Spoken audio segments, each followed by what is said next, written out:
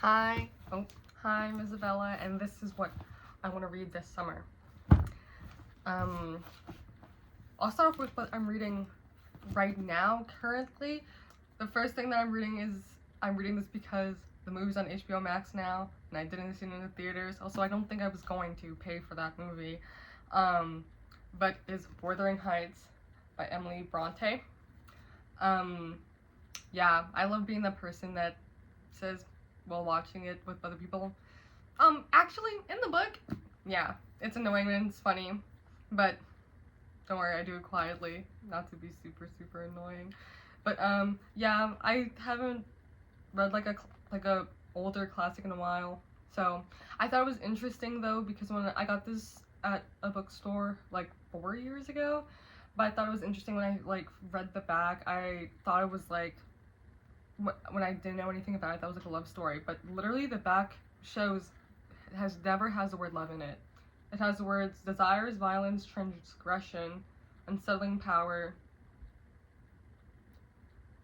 tempestuous, intense passion, bitter vengeance, innocent heirs.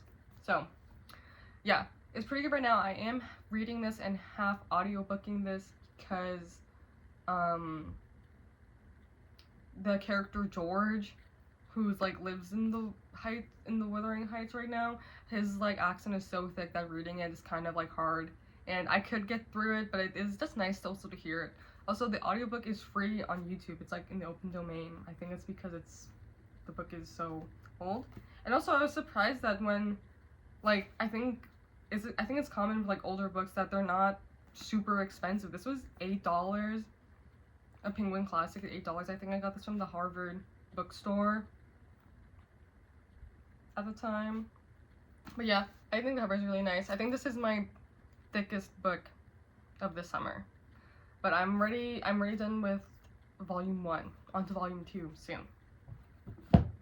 The next 3 books I got as recommendations I took from the book Tuber Melissa, or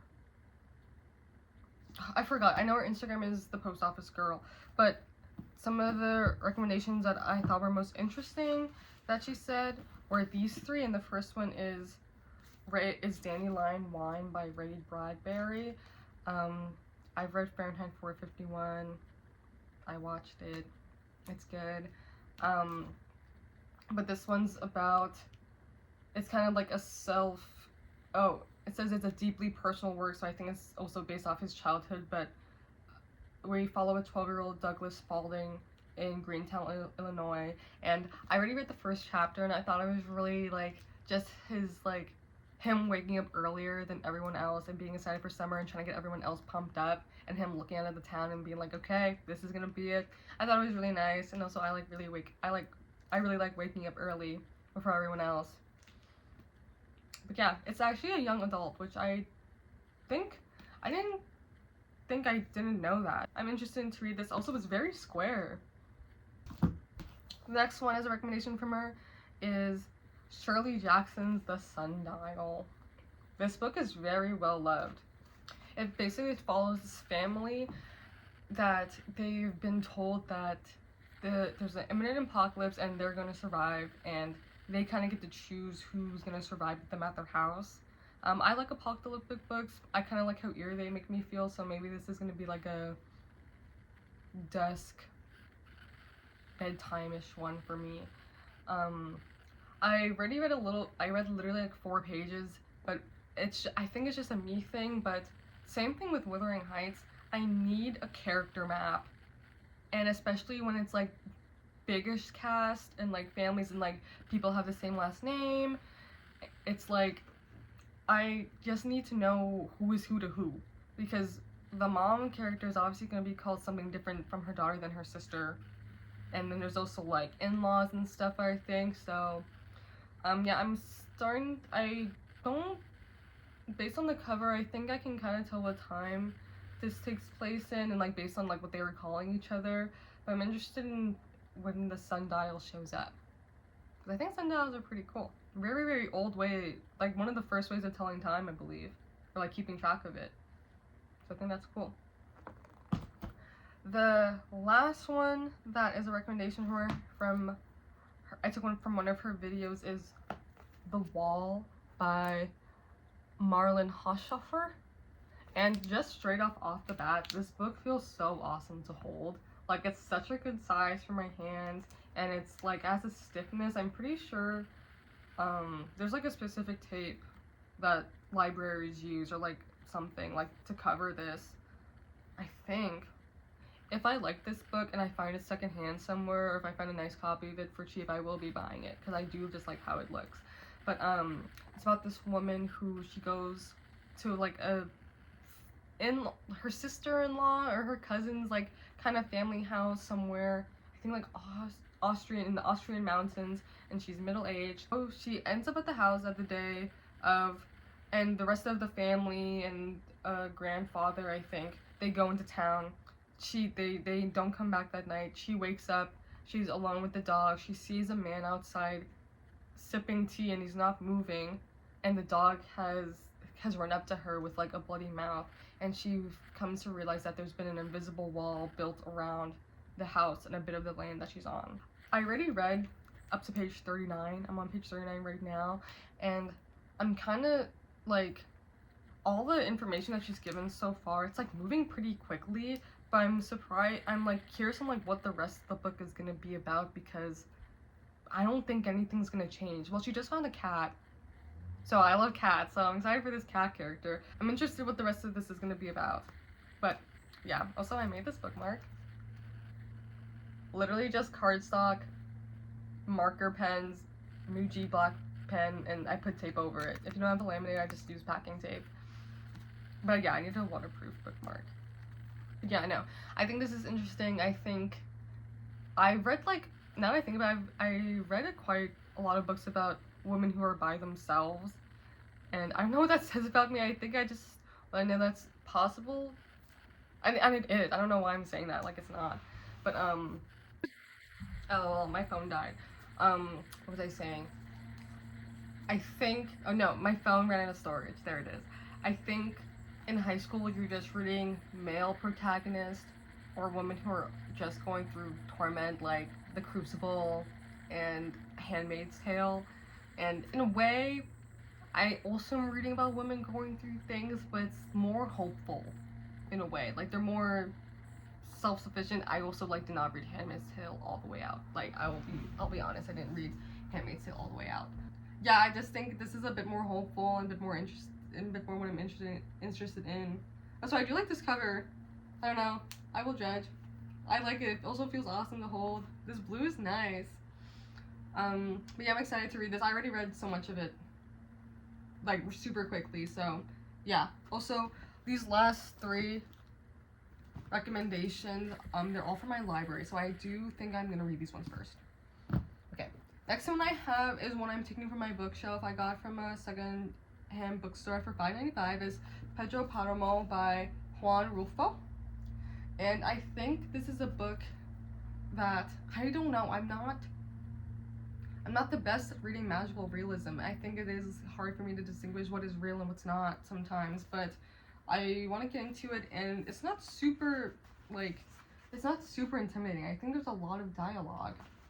Okay, yeah, but okay, it follows a character who's looking for his dad, his father. His father is Pedro Paramo, and the main character's name is Juan, and he sets out for this town, and this town, it kind of has, like, ghost people who seem real or seem like memories.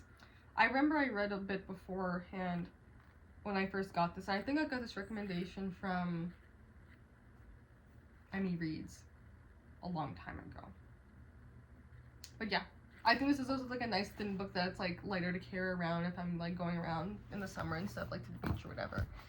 Alright, the last 2 are rereads. And the first one I'll talk about is Ecotopia by Ernest Callenbach.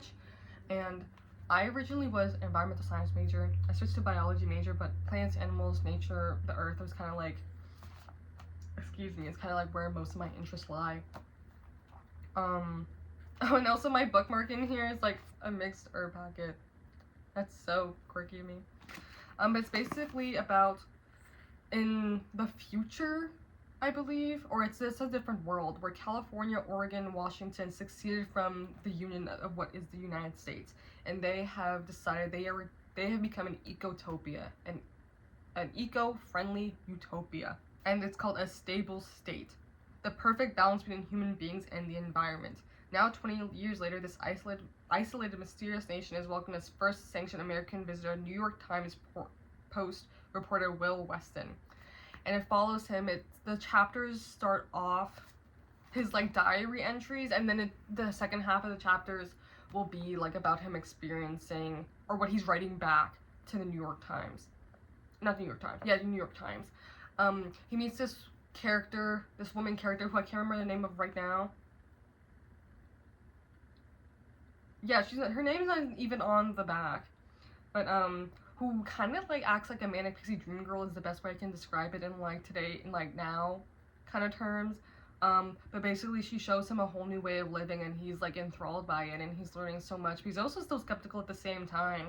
But I thought it was very interesting because one of the things that I was really shocked about was that even in this utopia, there are divisions of people. And I don't know why I didn't think about that would be a thing before. Like, we see that in movies all the time. But there's people that are like, we're gonna reuse everything that we have. And then there's other people that are like, why would we reuse plastics from so long ago? Those are bad. We have trees. So it's just like, there's different levels of how eco-friendly and eco-stable you can be. And I'm pretty sure all the leaders in this are women, like, which is pretty cool. Like, he says it in the beginning of the book, like when he visits there, like, and he visits like the leadership, he's like, oh yeah, it's all women. I'm pretty sure. I could be lying, but I think it's cool. Like imagining a world where things are like pro environment, but also like all the like liberating personal like human freedoms that come with that. Like, I'm pretty sure like they have like sex outside in parks and stuff. Okay, this is a good example of what I mean, like the liberties and freedoms that come with that have come with this eco-stable state. It says, well, they're like kind of like arguing about something, and they're going into a forest, and he says, don't you have any sense of privacy? I blurted out. She got furious at me for this. What are you talking about? These people live with me and love me. Naturally, they want to know what is happening with me, so I tell them. They give me reactions, advice, they look at me, I see myself through them as well as through myself. But it's cool. I'm gonna reread this. Also a nice thin book to carry with me. And I think I have some stuff underlined in here, and I think I want to underline more. Oh yeah, but I have this underlined here. Trees are everywhere. Cannot say the same about the timeline we're living in right now. Yeah. Alright. The last one I don't have because I borrowed it from the library, and I don't know, I think I have to like hold something. Okay. I'm gonna hold this nail polish while I talk about it. The last book I have is Brother by David. It's on my phone, I'm recording on my phone. But David Charandi, I think.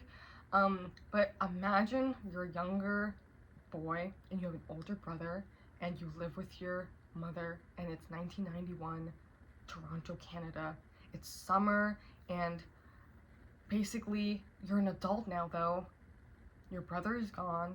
You're going back to the house to help your grieving Trini immigrant mother help her grieve and get over your older brother's death that happened at the hands of police brutality by accident. And it's a lovely book. I specifically, when I found this book, I was specifically looking for Trini authors and stories about people of Trini heritage, and this one it's like less than 300 pages, maybe less than 200 pages, but it was awesome. It's so beautiful the way they're talking about the brotherhood and how with an older sibling you want them to know everything, and you want them to be correct all the time, and when they don't, they disappoint you, and you don't want to believe that thing in the back of your head that's saying that, oh, they don't know everything, because you want them to know everything, and they take care of you. And it was just beautiful. And I believe at the end, like when I got to the last page, I was already crying and tearing up, but the last bit of dialogue that the mom says literally fairies like spun me up in the air and I was suspended there for like a little bit. It was so beautiful, and it is sad, and it talks about him like trying to navigate his life as an adult now without his brother, who we read about him looking up to so much, and like kind of following him around like as a younger sibling. And like if you're a younger sibling too, you can kind of like relate to that a little bit. But I think it was awesome. I think like everyone, you can as a younger sibling, you can relate to the story even if you aren't Trini. And like, I don't know, you can do that with so many books also, but I think it was awesome. I definitely want to find more Trini authors to read from, and if he has other things. Also, definitely, it was a pretty easy read. I also read like a movie, and I think that's just like easy for me to conceptualize and understand sometimes, but it was really awesome. So I think I'm gonna reread that also this summer. But yeah. Also, I didn't preface this that these are not books that are like current or new or necessarily romanced or things that are popular. And I'm not doing that to just be different. I'm doing that because these are literally books that I have and I find interesting myself, and that's what you should read. You don't always have to read what is super current and popular, but that's also nice too. Yeah, one thing I do want to read this summer, I do want to read a James Baldwin, and I don't know which one to read for the summer. I want a good James Baldwin to read for the summer. I've only read If Beale Street Can Talk. Tears also, oh my gosh, I also read that because I read one James Baldwin short story in my freshman year of college, but also that is when If Beale Street Can Talk, the movie, was coming out. So yeah, I want a James Baldwin read for the summer because I love James Baldwin. But yeah, that's what I'm reading, and I love reading, and I love the summertime. Reading in summertime. Right, thanks.